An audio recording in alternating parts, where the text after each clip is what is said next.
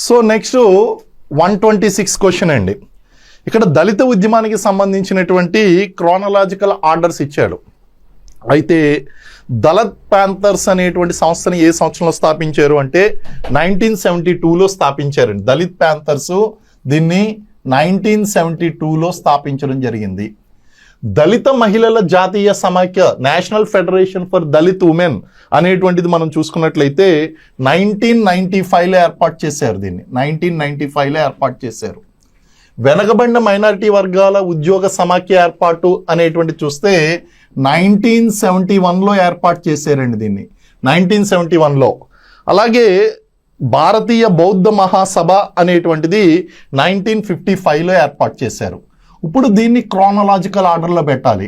అంటే ఏంటండి 1955, ఆ తర్వాత 1971, ఆ తర్వాత 1972, ఆ తర్వాత 1995 రావాలి.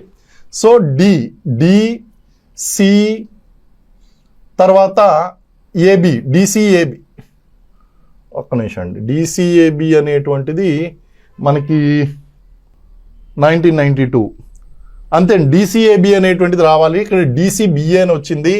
బహుశా ఇక్కడ చూడండి ఒక చిన్న ఇక్కడ డిఫరెన్స్ అనేటువంటిది వచ్చింది. డిసిఏబి అంటే 4 ఈజ్ ద ఆన్సర్.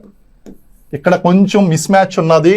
కారణం ఏంటి అంటే ఇక్కడ డిసిఏబి అని రాయాలి. కారణం ఏంటి అంటే మనకి దళిత్ ప్యాంథర్స్ మూమెంట్ ఏదైతే ఉందో ఆ దళిత్ ప్యాంథర్స్ మూమెంట్ అనేటువంటిది 1972లో వచ్చింది. అలాగే ఈ దళిత మహిళల జాతీయ సమైక్య అనేటువంటిది 1995లో వచ్చింది.